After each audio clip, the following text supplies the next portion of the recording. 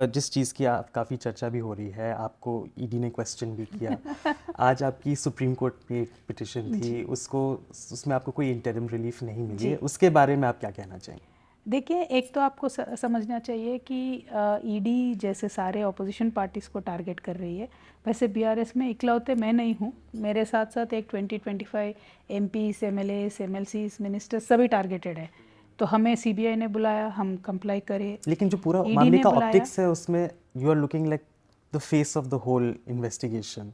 जिस तरीके से मीडिया में बज़ है, उस नज़रिए से लग रहा है कि भाई मतलब जिस तरीके से आपका नाम मीडिया में आ रहा है, तो वो एक परसेप्शन क्रिएट हो रहा है। नहीं, लेट्स सी, मैं क्या बोल रही हूँ, परसेप्शंस मीडिया ट्रायल से बनेगा तो उसका इफ़ेक्ट कितना इन्वेस्टिगेशन पे होगा वो जांच एजेंसियाँ समझ ले, क्योंकि उनको इंडिपेंडेंट रहना चाहिए। क्या आपको लगता है कि आपकी अरेस्ट हो सकती है इस मामले के अंदर? और उसको अरेस्ट को अवॉइड करने के लिए क्या आप कोई एंटिसिपेटरी बेल दायर कर सकती हैं कॉम्पिटेंट कोर्ट के सामने? देखिए, मैं सिंपल से एक बात बोलती हूँ, सामने वाला कोई तलवार लेके आपके तरफ आ रहा है, आपको क्या करना चाहिए? कुछ ना कुछ तो प्रोटेक्शन लेना चाहिए ना। इस मामले में एक मैलिफाइड इंटेंशन से, एक बिल्कुल ही नेगेटिव एक इन्फ्लुएंस के साथ ऑपोजिशन पार्टीज़ को टारगेट करके उनको करप्ट दिखाने का एक साजिश है ये। तो जो साजिश आपको आंखों के सामने दिख रही है, उससे हमें प्रोटेक्शन कौन देगा? पॉलिटिकल पार्टीज़ को सिर्फ कोर्ट दे सकता है। तो we will go to court, we will explore all legal options. Also we are cooperating meanwhile. ऐसा नहीं है कि हम देश छोड़ के भाग रहे, इधर भाग रहे, उधर भाग, लेकिन हम बिल्कुल ही अवॉइड नहीं करेंगे, बिल्कुल जाके आएंगे। जितने बार ईडी बुलाएगी, जितने बार सीबीआई बुलाएगी, जाके आ जाएंगे। मैम, इन जांचों में अरुण पिल्लई नाम के एक शख्स का जिक्र हो रहा है और एक साउथ लॉबी का भी बहुत जिक्र हो रहा है। आपको मतलब आपके क्या इन अरुण पिल्लई जी के साथ कोई ताल्लुकात हैं, नहीं हैं? क्योंकि आपने अपनी पिटिशन के अंदर, जो आज इंटरिम पिटिशन लिखी है, उसके अंदर आपने कहा है कि अक्यूज्ड के साथ आपके नाम उसमें उसमें जिक्र हैं, कई सारे जो डॉक्यूमेंट्स हैं, रिमांड एप्लीकेशंस हैं इत्यादि। तो इस बारे में आप क्या कहेंगी? देखिए, अगर आप पूरा डिटेल में जानना चाहते हैं तो मैं बोलती हूँ, आज तक तो मैं किसी में अक्यूज़ नहीं हूँ, ना तो सीबीआई में अक्यूज़ हूँ, ना तो ईडी में अक्यूज़ हूँ। फिर सीबीआई ने आपका जिक्र क्यों आ रहा है? एग्जैक्टली सीबीआई ने पहले विटनेस पे बुलाया, अब ईडी ने बुलाया। ईडी के पास एक अच्छा सेक्शन है, सेक्शन 50 करके। तो उसमें क्या है, अगर आपने गलत किया नहीं किया वो कोई नहीं जानता है, लेकिन उनके पास अरेस्ट पावर है। तो वो दिखा के, डरा के, धमका के एक उन्होंने पूरा देश भर में बवाल मचाया हुआ है। तो इसके ऊपर सारे पॉलिटिकल पार्टीज ने ऑलरेडी कोर्ट में भी डाला है कि ये प्रूफ ऑफ बर्डन जो होती है, कि अगर आपको मैं बोलती हूँ कि आप गलत कर रहे हो, तो आप ही को प्रूव करना है कि आप गलत कर रहे हो नहीं कर रहे हो। तो ईजी है मेरे लिए एलिगेशन करना। तो जांच एजेंसीज का और रूलिंग बीजेपी का ये एक फैशन हो गया है कि किसी भी पॉलिटिकल पार्टी को पकड़ लो, आप बोलो कि आपने गलत कर दिया, तो प्रूव करने का बर्डन मेरे ऊपर है।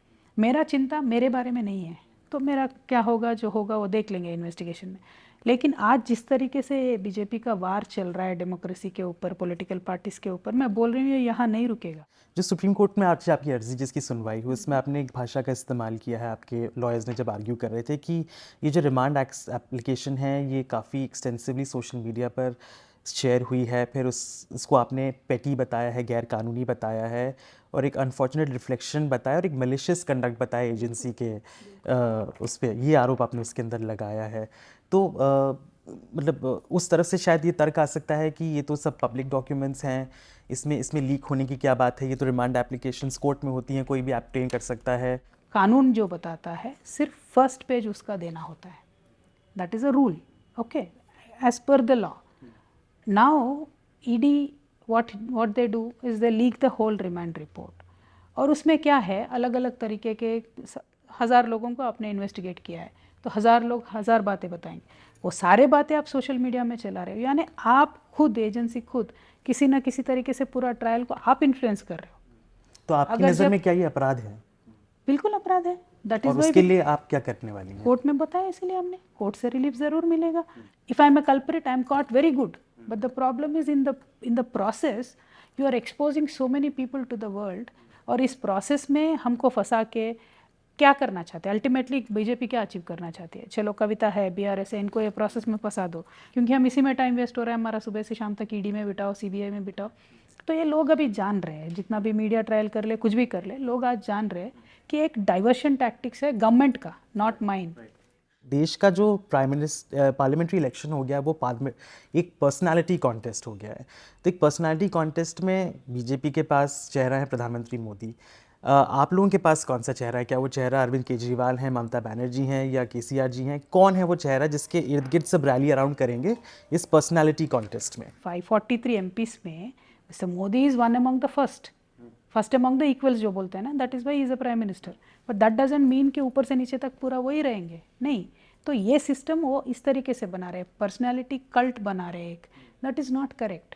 सी issue cannot be Modi versus everybody, issue is लेकिन स्टेट इलेक्शंस में भी मैम यही होता है, एक पर्सनालिटी कॉन्टेस्ट ही होता है। जैसे कि जब आप लोग चुनाव लड़ेंगे तो आपके जो कैंडिडेट जिनके नाम पे वोट गिरता है, लोग कहते हैं वो चीफ मिनिस्टर हैं आपके। लेकिन हिंदुस्तान इतना बड़ा कंट्री है, 29 स्टेट्स है, सबका अलग अलग एक कल्चर है, सबका डाइवर्सिफाइड कल्चर है।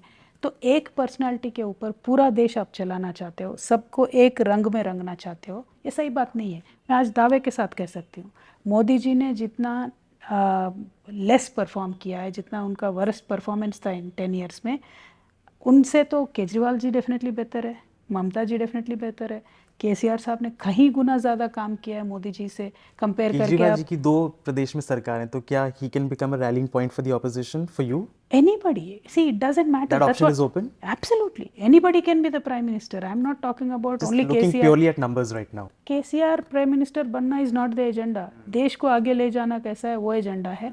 देश को इनकी कल्ट पर्सनालिटी के जो सिंड्रोम है उससे कैसे बचाए। आप लोगों की जो विपक्ष की गोष्ठी हो रही है उसमें अगर अरविंद केजरीवाल जी का नाम सामने आता है, बिकॉज उनकी प्रेजेंस 2 स्टेट्स में है, दिल्ली में MCD में है, तो obviously the numbers are in his favour in one sense, electoral numbers. तो will you be willing to back him as a sort of candidate, an opposition candidate to be pitted against the prime minister? Absolutely, anybody can be an opposition candidate. Arvind Kejriwal का नाम consensus में आता है तो उन्हीं के साथ चलेंगे, जिनका नाम आता है तो उन्हीं के साथ चलेंगे। डजेंट मैटर, जो भी है, नीतीश जी है, कोई भी है, anybody and everybody has performed better than Modi ji. That is my contest here. It is not about one person, one candidate. It is about the future of this country. जो है महिला आरक्षण का मुद्दा, आपकी पार्टी कितना serious है इसको लेके और इसको अंजाम देने में? बहुत ही सीरियस है, इसीलिए तो हम भी धरने पे बैठे थे और कंटिन्यूअसली एक के बाद एक कार्यक्रम करेंगे, क्योंकि एक अच्छा अवसर है अभी, वेरी गुड अपॉर्चुनिटी नाउ, क्योंकि मेजॉरिटी सरकार है, पूरा सरकार के पास बहुमत है। तो ऐसे सरकार में ही महिला आरक्षण जैसे मुद्दे पास हो सकते हैं। प्रियंका गांधी ने उत्तर प्रदेश में कोशिश की थी, जहां उन्होंने अपने 40% कैंडिडेट्स जो हैं महिला कैंडिडेट्स रखी थी। आप लोग भी चुनाव लड़ने जा रहे हैं आने वाले समय में, क्या आप लोग भी इस तरीके का कोई कमिटमेंट करेंगे जिसमें आप अपने एक परसेंटेज ऑफ सीट्स जो है विमेन कैंडिडेट्स के लिए रिजर्व करेंगे? जी, BRS का स्टेटेड पॉलिसी ये है कि जो 1/3 सीट्स रिजर्व होने हैं उसके लिए अगर ज़रूरत पड़े तो आप सीट बढ़ा के भी दे सकते हैं। एक नया प्रपोज़ल हम लेके आए हैं। लेकिन मैं आपको एक बात बता दूं, नॉट ओनली BRS, कोई भी पार्टी हो, जब तक एक बिल लागू नहीं कर पाते हैं, एक रूल नहीं होता है, एक कंपल्शन नहीं क्रिएट होता है, तब तक सीट नहीं मिलेंगे महिलाओं को। ये हमने देखा है, पिछले 75 ईयर्स में हमने देखा है। एक पार्टी की बात नहीं है, हर एक पार्टी की बात नहीं है, हमारे सिर्फ तेलंगाना के महिला की बात नहीं है, देश की महिला की बात है ये। तो सबके लिए है, सारे पार्टीज मदद करें, बस यही हमारी मांग है। लेकिन इंटरनली आप इसको किस हद तक अपनी पार्टी में लागू करना चाहती हैं और उसके लिए आप क्या कोशिशें कर रही हैं? तो जहाँ पे भी है वो हम रिक्वेस्ट करते ही रहते हैं और बराबर इलेक्शंस में भी हम पूछते ही रहते हैं लगातार। तो अगली बार भी पूछेंगे, लेकिन ये मान के चलिए कि रिज़ल्ट उतना इफ़ेक्टिव नहीं होगा जैसे एक बिल के लाने से, कंपल्शन क्रिएट करने से होगा।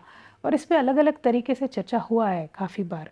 तो जो विनेबिलिटी की फैक्टर आती है, फिर कास्ट की फैक्टर आती है, सो ये सारे चीज़ें लेके पार्टी कुछ ना कुछ, हर एक पार्टी बहाना बना देती है।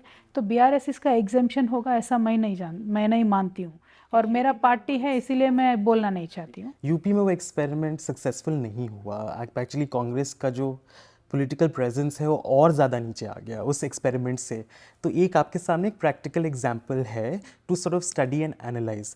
तो आपको क्या लगता है कि अगर इस तरीके का एक्सपेरिमेंट आप तेलंगाना में करना चाहेंगे तो क्या वो सक्सेसफुल होगा या नहीं होगा, और क्या आप करना चाहती हैं या नहीं करना चाहती? नहीं, करना तो बिल्कुल चाहती हूँ, लेकिन इसमें इश्यू ये है कि ऑलरेडी वहाँ पे कांग्रेस लूजिंग पोजीशन पे था।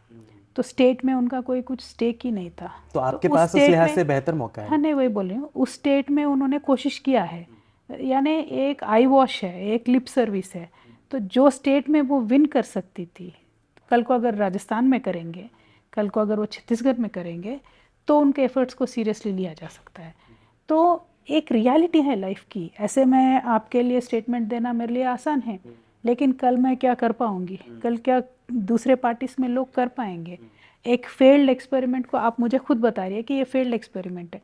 तो महिलाओं पे हमेशा ये प्रेशर रहा है। जैसे मैं महिला हूँ, मैं हारती हूँ तो बोलते हैं कि हाँ महिला को सीट दे दी इसलिए हार गए, लेकिन एक मेल कैंडिडेट हार जाता है तो कभी ये नहीं बोलते कि हाँ मेल हार गया है। ऐसा ऐसा है। ऐसा क्यों है? यानी ऐसा है, हमारा देश पैट्रियार्कल है। तो ये सिस्टम को, ये ग्लास सीलिंग को तोड़ने के लिए we need protection from the constitution.